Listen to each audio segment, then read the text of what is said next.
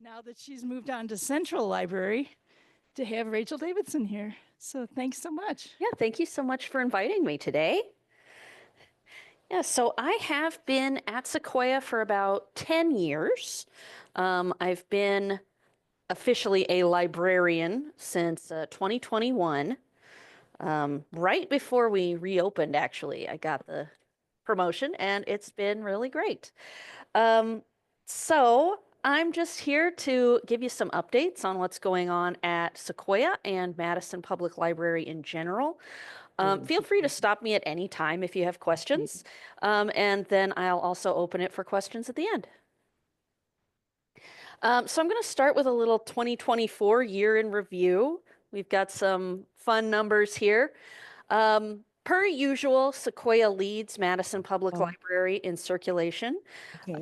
Our patrons are really passionate about books and reading. And not all of those checkouts are books, of course. We also have DVDs, Blu-rays, music, books on CD, of course. We account for, if you do some back of the napkin math there, almost a quarter of the circulation in Madison. We used to be #1 in Dane County. We're getting overtaken a little bit by Verona and Sun Prairie, so we're trying to get those numbers up. And then if you're interested, we've got the top 10 most requested. So these were items put on hold by folks. Kristen Hanna, Percival Everett, James. We actually just did that for one of our book clubs as well. All right, so then we've got visits. Sequoia came in second to Central Library, but of course they're downtown and they're a big hub for lots of services. We also do a lot of study room and meeting room reservations. We always wish we had more rooms, but the building is what it is. When they built the new Penny Library, it's kind of an east side Sequoia. And they made sure to put more rooms because we know that people need free spaces to meet with each other. Community impact. So of course, the library doesn't just check out books. We distributed 62,000 COVID tests. We get our COVID tests from public health. We hand them out to whoever asks, a box per household, and we still do have a pretty steady supply of those. So keep that in mind if you don't want to spend the $30 at Walgreens. We have really established ourselves as a location for the early voting, the in-person absentee voting. We had a lot of people, of course, for the 2024 election. And it can be a lot of stress, but it's certainly worth it. We've gotten a pretty good relationship going with the city clerk's office, and they do wonderful work. And then library cards. I have to admit, my ulterior motive for putting this one in the slideshow is that's my kid getting her first library card. 43.7% of Madison residents have a library card. We'd love to get that to 50. So that's one of our goals for 2025 is to increase library card holders. I wanted to talk about the Friends of Sequoia. The Friends of Sequoia Library is our, nonprofit helper group, and they do amazing work for us. Every Madison Public Library location has their own Friends group. Ours is well known to be the most active. They always have sale items in the library, very reasonably priced. And they also have sales at their own store the first Saturday of every month. And if there are 5 Saturdays, there's one on the 3rd Saturday too. They are having a special sale in the library next month for children's books. So if you know a kid who likes to read, come on by that Saturday and there's going to be an amazing selection. They are also looking for a new store location. Right now they're in Market Square and the lease is coming up. So if you have any leads on a space, please share that information. So one of the things that the Friends of Sequoia sponsor for us is our seed library. The Friends give us funds to purchase seeds wholesale, and then we distribute those free to anyone in the community, and it opens tomorrow. 8 of the 9 Madison locations have a seed library. It's everybody but Central. But the Friends sponsor ours. We're going to have flowers, herbs, vegetables, tomatoes, and more. We've also had some great volunteer events at the library where people came just to help us put seeds into envelopes. And it's wonderful to see that support. There are more programs that the Friends of Sequoia sponsor for us. We've got cooking classes, Pakistani cooking classes with Huma Siddiqui Seitz. She's an amazing chef. We've got another series of those coming up starting at the end of this month. We have jazz. I don't know if you've come by on the 3rd Saturday of a month. We always have a local group have a jazz concert that's free and open to everyone. We have Pogi the Yogi. We have a local performer who does a yoga class for kids. That's been very popular. It's roughly once a month. Dungeons and Dragons. We have a very popular Dungeons and Dragons group for school-age kids, like older elementary kids. When we started the Dungeons and Dragons, we thought it was going to be teenagers coming, but it's these very passionate 9-year-olds. And the Friends help us pay our dungeon masters because it's a very intense job herding these 9-year-olds through D&D, and we really appreciate that. We have a Chinese story time. We have a presenter. Her name is Ting Ting. She comes in on the 2nd Saturday of each month and does stories and crafts all in Mandarin. It's open to all, but it has become this very nice social get-together for families who speak Mandarin. And then we have our Simply Stitched sewing group. A couple of Mondays a month in the evening, you can come in and sew. We have a couple of sewing machines and we have various supplies, and we have folks who just come in to chat and work on their projects. Then I wanted to tell you a little bit about the online resources. Of course, we have lots of resources in the building, but there's a lot that you can look at from home or at the library computers. We've got Libby is the big one. That is where you can check out ebooks and electronic audiobooks. There are books for all ages. It's very popular. We have Flipster. This one is not as well known as Libby, but it has magazines. If you want to read The Atlantic or People magazine, just on your own time, you can just get on Flipster, and those issues are there. There are also some magazine titles in Libby as well. Canopy. That is one of our more recent additions. It's films and TV shows.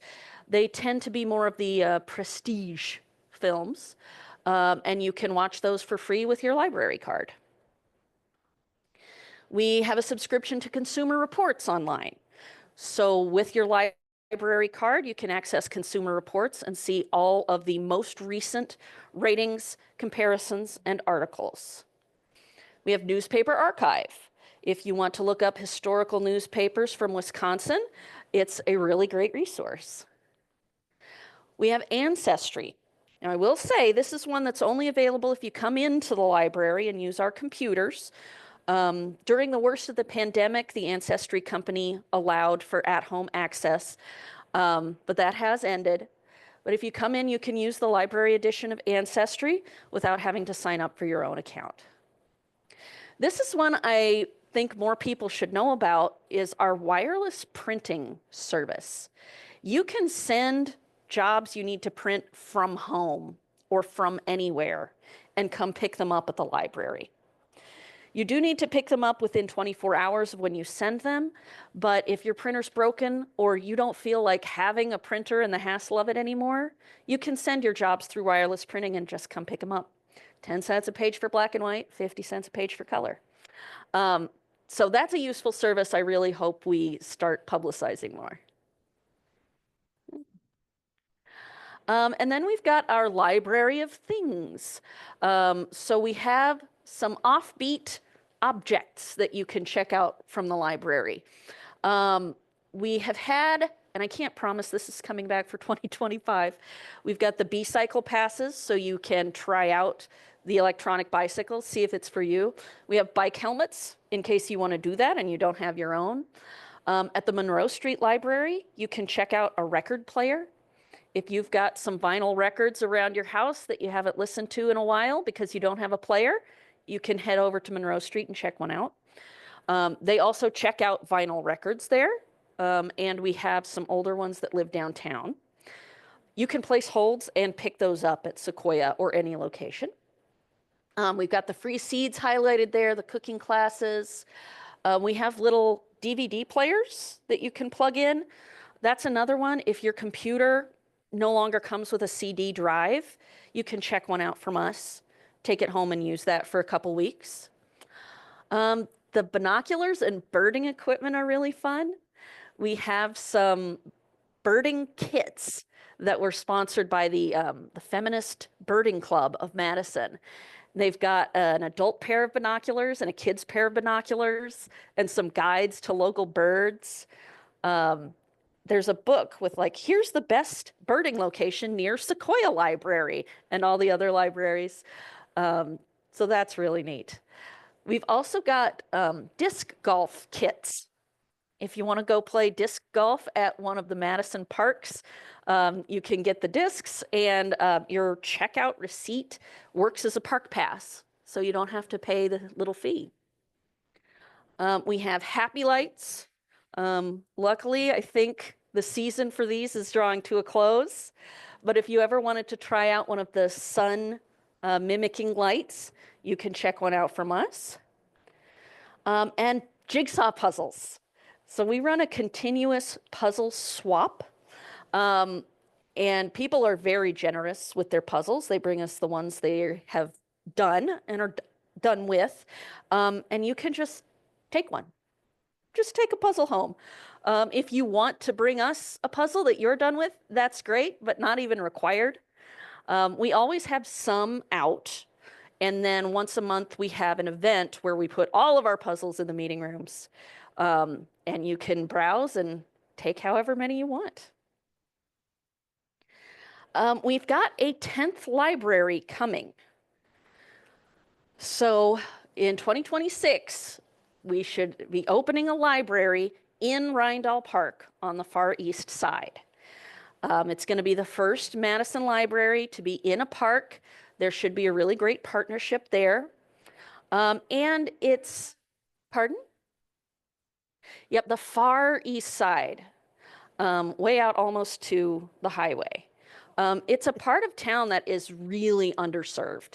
It's off, if you take East Washington from like the Capitol out to Easttown Mall, it's on your left, about probably halfway between.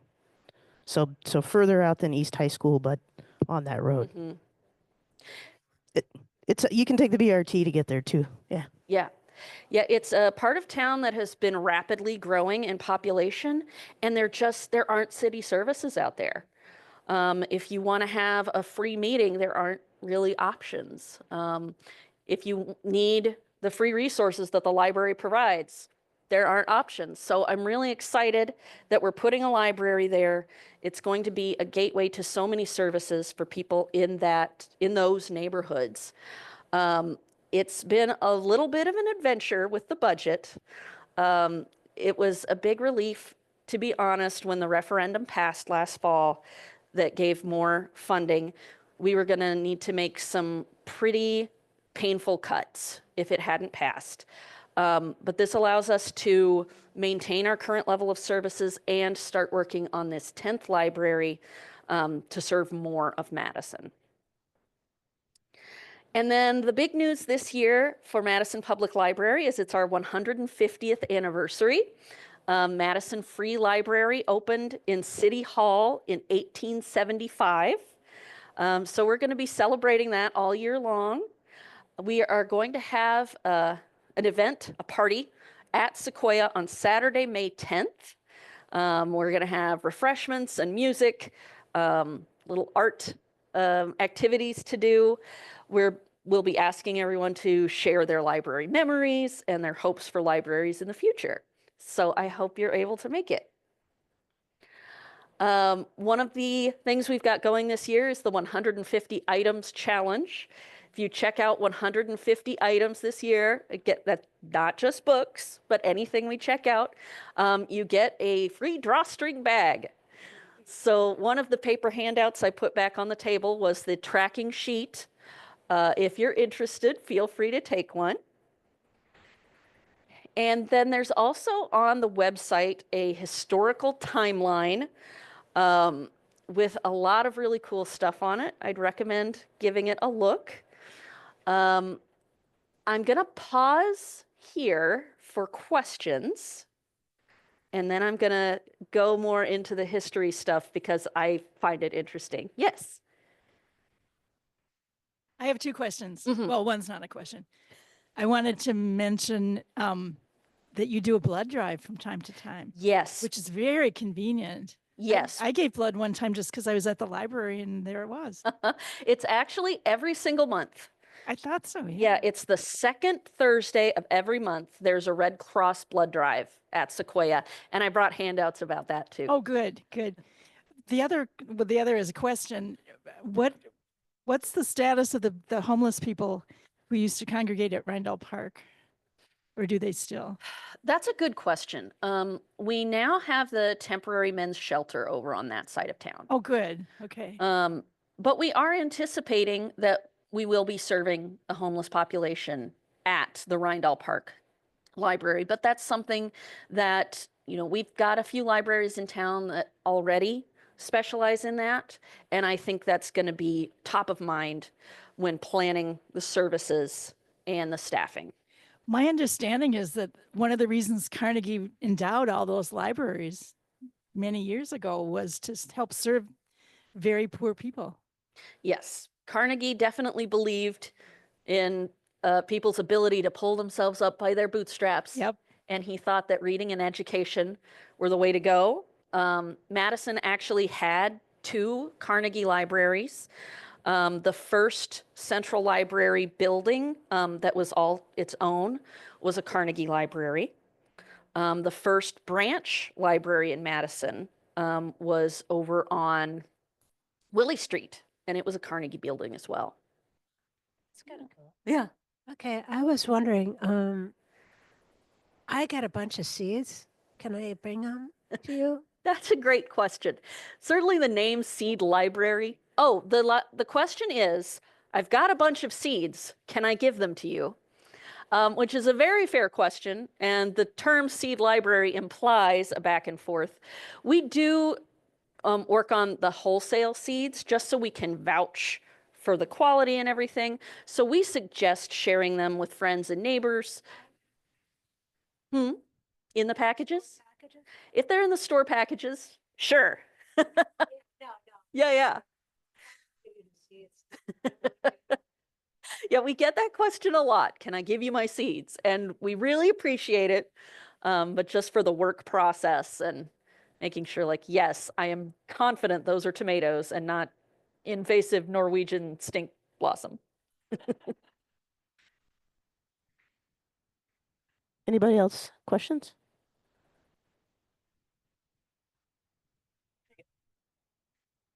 I noticed that you brought up all that stuff about libraries and going online, and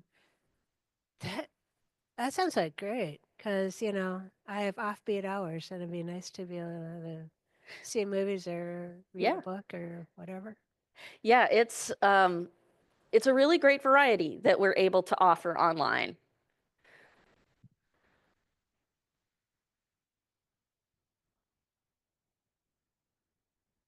On the page where you showed us all of the resources that are available, Libby and so forth, are those available to anybody who has a Dane County library card?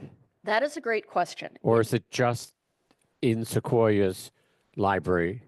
It varies. There are a few resources that require a Madison library card. The Consumer Reports is one, but anyone could come into the building and use it. The Canopy subscription is for Madison Public Library card holders, and that's based on what you said is your home library. It's not necessarily based on your address. So you can choose to say, well, my home library is a Madison location, getting you access to the Consumer Reports, the Canopy, the other, we call them locally subscribed resources. Libby is shared with most of the state of Wisconsin, actually. I forget Newspaper Archive. It varies by source to source, whether it's our entire 7-county system, the South Central Library System, just Madison, or only in the building as Ancestry is. Yeah, great question. Rachel, what kind of engagement do you have with the public school kids in our part of town? Sure. Our youth services department does connect with MMSD, and MMSD has just started their Mad for Reading project, which is emphasizing that reading is fun, because that's the best way to get kids to read. And that is something that Madison Public Library has been really emphasizing for years. We have our We Read initiative, which we talk more about in the summers. But the way to get kids to read is to give them something they enjoy reading. And this includes listening to audiobooks. And this includes graphic novels. A lot of grown-ups are resistant to the graphic novels because it doesn't seem like real reading because of the pictures. But brain science has found, like, reading is reading. If that's what the kid likes to read, keep giving them more, and that will build their skills, and they'll be able to branch out when they're ready.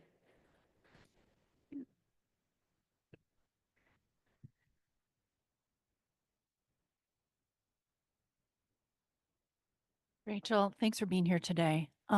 Question, I'm coming in late if this has been asked, but sometimes public libraries have things that you can reserve that are surprising. And I thought I would just ask what the top 3 most surprising things that we can access at our library would be from your perspective. Oh gosh, that's a good one. I did talk some about the Library of Things. I think I'm gonna have to think about that one for a minute. If anybody else has any questions. Yes. Brooke has us well trained to wait for the mic. I think I heard that you had things like specialty cake pans. We do not have the cake pans. Oh. There are libraries around the system who offer cake pans. We don't want to deal with the washing of them. Yes. That's also why we give away the puzzles instead of checking out puzzles, because that saves our circulation staff counting the pieces. Yes, so there are libraries that check out tools. I think one I haven't mentioned is that you can check out an energy meter from the library. They were given to us by MG&E years ago, and they still work. You plug them in and see how much energy your appliances are using. So that would be one. One that is really popular right now is the read-along books. We have books mostly, but not exclusively for children, that have the player in them and tell you when to turn the page. I'm still trying to think of surprising things. We do have video games. That is a type of media that people are very interested in. and we're going to be really working on our Switch game selection this year, because that's what the kids want, are the Switch games. So that's something that's available too. It's a Switch game is it's a particular kind of player. It has a little handheld and tiny little cartridges that you put in there. Kids and adults really enjoy them. I think I told Katie I think the disc golf is the most. Do you have pickleball equipment in the library or no? Okay. I wouldn't put it past I us. thought I heard but a not rumor yet. about that, but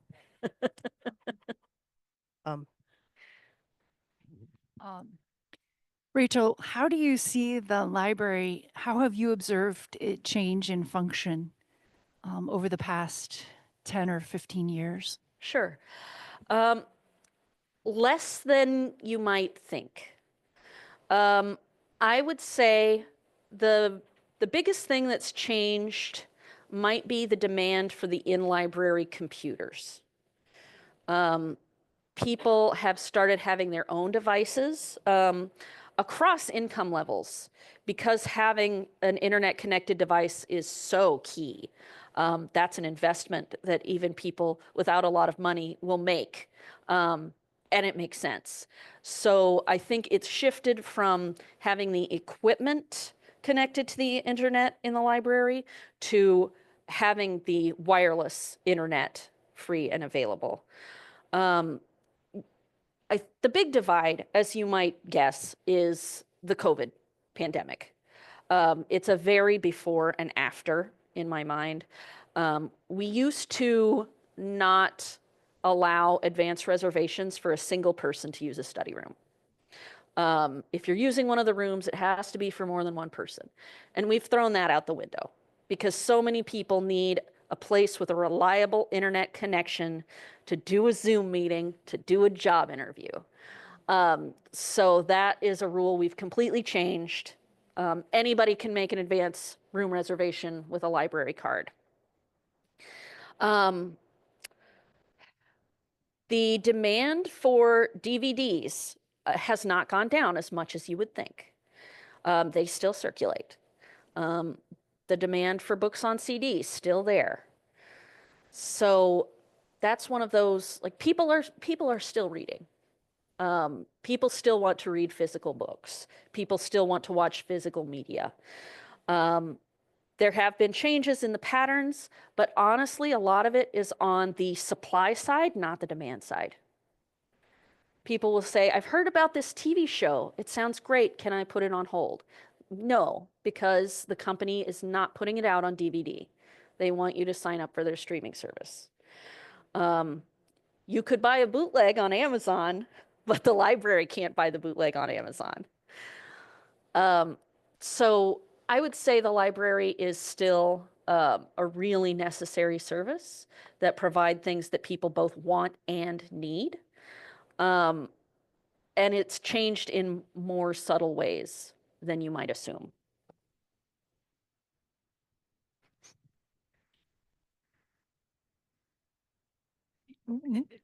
Is there any federal element to the library? Will you be affected at all by these drastic changes that seem to be coming? So as far as federally, there is not a lot of federal funding for libraries in this country at this time. One of the things I learned doing research on Madison Public Library history is there was a lot of federal funding in the 50s and 60s. And that's when we got all these new branches of the library. You know, that's when Sequoya was built. There is a federal agency called IMLS, the Institute of Museums and Library Services, and they will give out grants, and I could see them being at risk. But libraries in general, and particularly in Madison, are funded almost all by the city, almost all by the municipality. We get indirect support from the state. The South Central Library System gets support from the state, and that support trickles out to us, not monetarily, but with the services they provide, like computers access to particular things, tech support, cataloging. So there are two sides to that coin.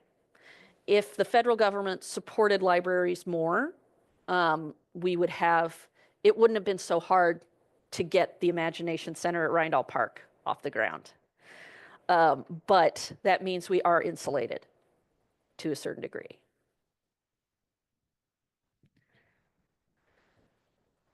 Being in the library at different times of day and the week, I noticed is a very strong usage of the Sequoia Library.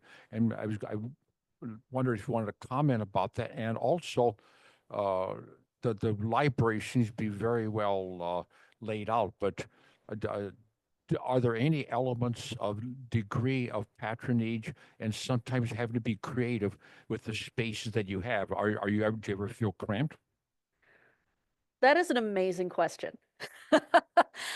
Yes, the use of space for us as staff members is very much top of mind. It is a very busy library.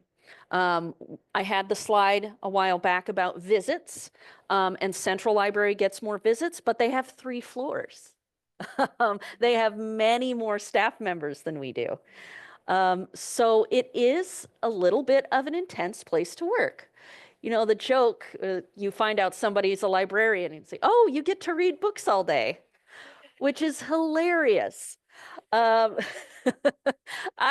don't read books. I answer the phone, I make spreadsheets, I place holds. So it's a very busy library, and staff feel that. And the staff members who gravitate towards Sequoia are people like me who really like that, who like being busy all the time. Certainly there are differences at times of day and depending on what's going on. 8:30 on a Friday, 8:30 p.m. is not going to be that busy unless something odd is happening. You know, if somebody happens to come in who really needs help with their email account and it's really tricky and you're the only one on desk, then you feel pretty busy. But, you know, if story time's just getting out, you know about that. Saturdays have their own rhythm because we're not open as long and we get more kids. And it gets very intense that last half hour when everybody's hurrying up and checking out books. So yes, there's definitely a rhythm. We have to think about how different people have different needs in the space. Again, with the Zoom meetings, what do we think about people talking out loud on their computer in different areas of the library? If we've got an open study room, we can steer them toward that.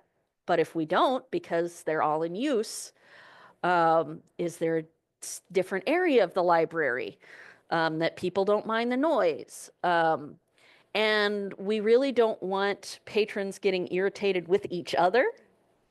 So even if it's not irritating to a staff member, we have to be thoughtful because we want everybody to have a good experience. And if you have a tense conversation with another person using the space, that's not the best. But it is nicely laid out in that we have a kid's side and an adult side.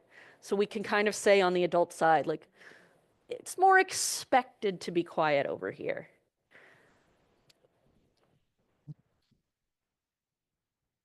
This is just a follow-up to what you just said about being in community space and talking. Mm-hmm. Do you have headphones available? Because people could just not talk, but listen to like a webinar or even a Zoom meeting and type in the chat instead of speaking. I mean, is that something that you suggest to people? Yes, it is.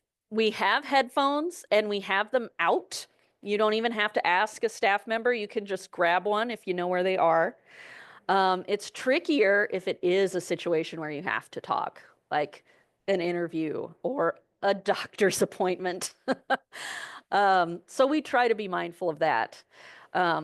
We have our public access computers right there in the middle. And sometimes somebody will be working on a really difficult problem with like a financial institution, and they have to be on the phone, and so they could be at that computer. And so we don't have flat like no talking on the phone, because we know sometimes you really have to. So it's all about that balance. Hey, Rachel, I'm wondering if for elections, I know in the November election, I voted at the library, and it was almost 2 hours, which I actually felt pretty good about, because I think other people might have had longer. Uh-huh. But I wonder if you guys have had discussions with the clerk's office about having more people there to get the throughput faster, or ways to make that a little more efficient, just because it does seem like a really popular option. Yes. Yes, it's something that we and the clerk's office are always trying to figure out how to optimize. It's another situation with the space. The space where we put the early voting is kind of where it has to be. There's not another spot, and there's only so much room that the clerk officials can take up, so much room for the machines. So we're always trying to find ways to make that smoother. For the election in the fall, we moved our whole Too Good to Miss collection. We have the books that don't go out on hold. You walk in and you take them. And we moved those. We didn't have our book displays that we usually like really heavily use. We moved the voting into the meeting rooms for the last 2 days of voting, but we can't block off those meeting rooms for 2 weeks. There's just too much need. So yes, again, we have really good communication with the clerk's office, which is really great. Well, I was just wondering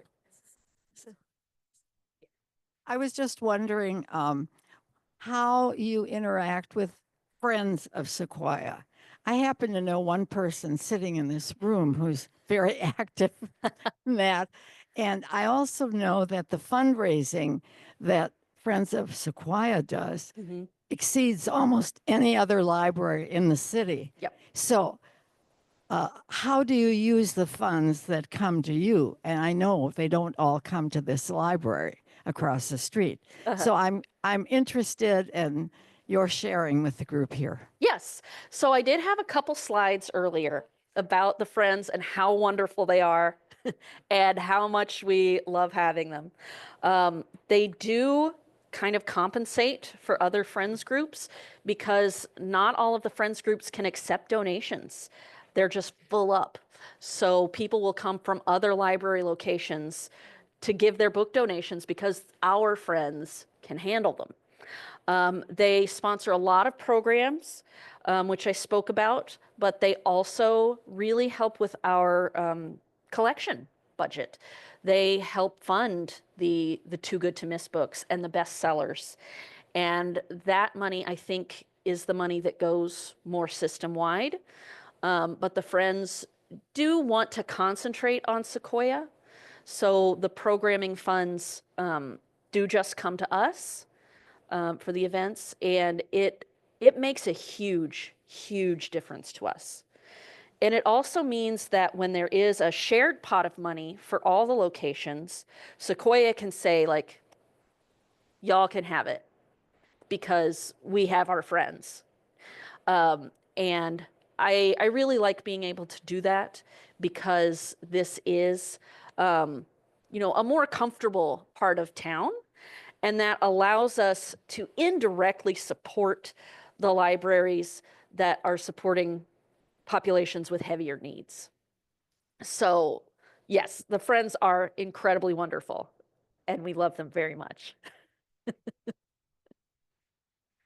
I just wanted to make a quick comment about the voting thing and encourage you to keep that up, because I was at Ashman during that time. I didn't vote there, but it was packed. It was very energizing. And nobody could go into that library during that time and not come out saying, I'm going to vote. Uh-huh. Yes, I will say, Really bad. yeah, we knew that people were having to wait a long time to actually get to cast the ballot. But the attitude from everyone in general was so nice. Like, yeah. Yeah, everybody was like very cheerful about the wait, and energizing is a great word for it.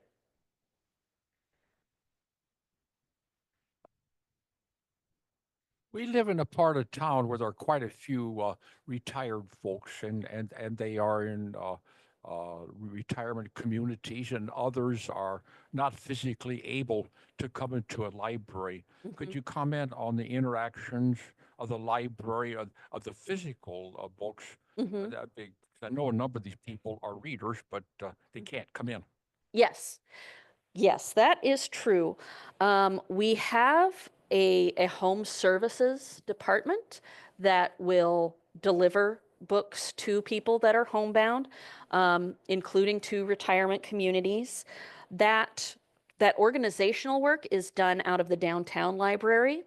They have a couple staff members who that's what they're dedicated to doing. But we do have volunteers who work out of Sequoia to pick those bags up and take them to the people who need them. So yes, that is something we're very aware of. Thanks. Other questions?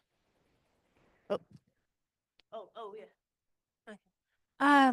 How, okay, I go there for a meeting almost every week.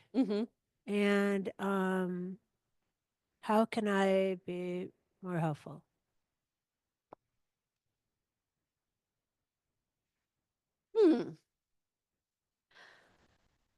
Well, you being there is great. Checking things out is great. When we are able to go to the city, the Common Council, and say, here's how many people came to our meetings, here's how many items we check out, that's very meaningful. If you encourage others to use the library, that's very meaningful. There are some volunteer opportunities, and I think those are available. You can look at them on our website. But honestly, using the library is the best thing you can do for the library. You have another set of slides, right? Okay. I have some bonus slides. Yes. Why don't, I think we have about 15 minutes left, so maybe let's do that and then Okay. wrap up questions, if All that's right. okay, Tyra. So on the website, we have the historical timeline, which I really encourage you to go look at. But I also have some exclusives from my own research that I wanted to share with you today. So this is from a test to become a librarian from 1910. Test for the position of librarian at Branch Library. What is your name? What is your address? What is your age? What is your height and weight? Are you in good health? Why did you apply for this position? Is it your desire to make library work your life work? And then asking about education. But the height and weight really cracks me up. I found the circulation manual from 1911, and it's great because they have these actual library cards glued in there. When a person asks to register, find out whether he is a resident of Madison, a transient, a non-resident, in summer only, or a summer school student. So I mostly put this one in for the samples of the cards. And then on this one, registration general notes, be sure to find if a woman is married. If married, get husband's full name and enter above her forename if she has signed that. So we don't do that anymore. For several decades, Madison Free Library also ran school libraries. All the school libraries in town were part of the library system instead of the school system. So I found these sweet pictures from that era of children visiting their libraries. Here's Sequoya's opening, and it talked about the library board chose from a list of Indian names and chose Sequoia. And then this is a pamphlet from about 1965, The Road to Excitement. Your library card is the key to excitement, which tickled me because that's basically still our message. And then there's the drawing of the old Carnegie building that was the Central Library. Picture books, younger fiction, fiction and nonfiction for older boys and girls are all there waiting for you. So that has not changed that much. And here's a little cartoon from the staff newsletter when they started the Regiscope system. The library has been through a lot of generations of technology for keeping track of the books, for keeping track of who they were checked out to. So this was one to let patrons know, like, we're using these new machines. Don't worry, they're friendly.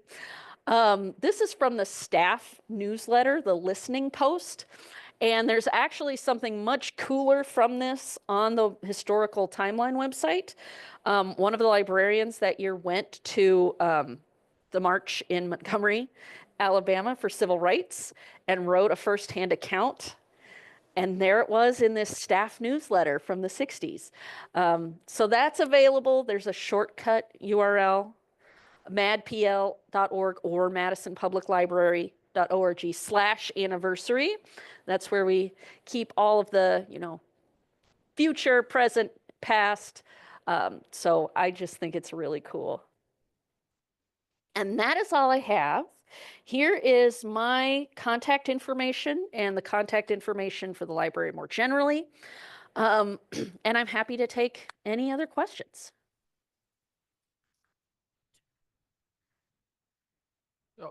Your program at the Sequoia and Madison libraries in general, very impressive. But what I wanted to ask is, do you have a wish list or something you hope to do additionally or differently in the future?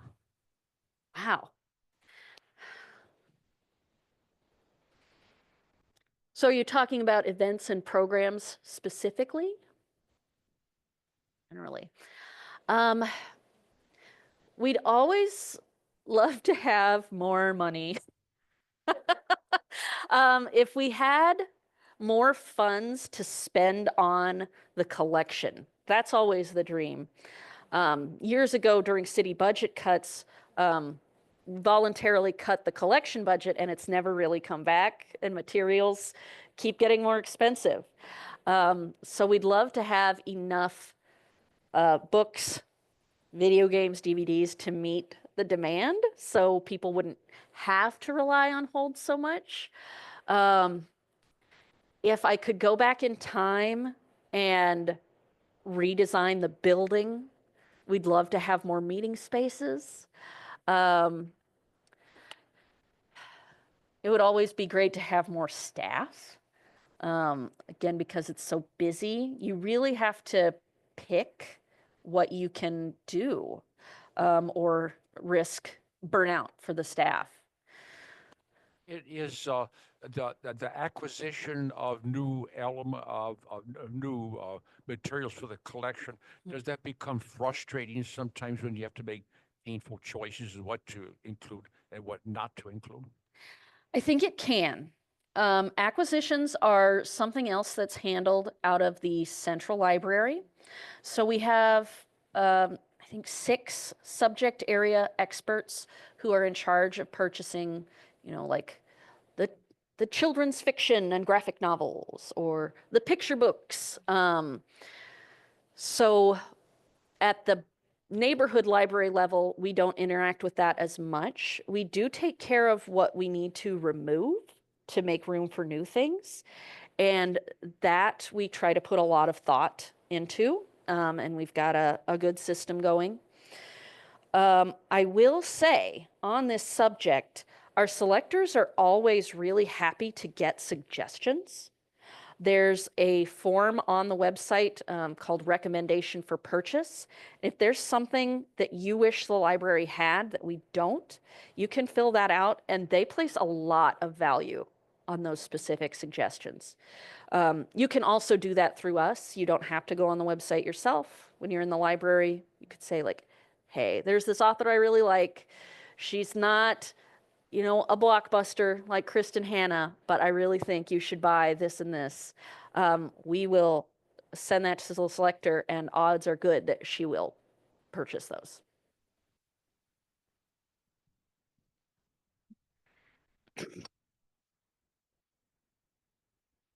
At this at this time, are you experiencing any pressure to censor your collection, to ban any of your books that are in the collection? Any effort to control or restrict content? I am happy to say no. This is another instance of the insulation. Because we are in Madison, we have a very strong tradition of being anti-censorship and of purposely purchasing diverse materials. And I have not heard of book challenges being made in Madison. We have a pretty rigorous system that people have to go through if they want to challenge a book. But it's hard for me to picture the Madison Public Library Board acceding to that kind of thing. So it's definitely something that we're aware of going on around the country. If you're interested, the website Book Riot has a reporter dedicated to collecting book censorship news from around the country. It has not come knocking on our door. And I am confident in library leadership that they would turn it away if it comes.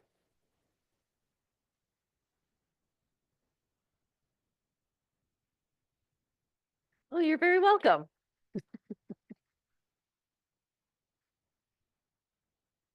And next week we'll hear from our group that went to the border in January. So come back. Great. Yeah, feel free to come on over anytime. I'm usually there. So just let me know if there's anything library related you need.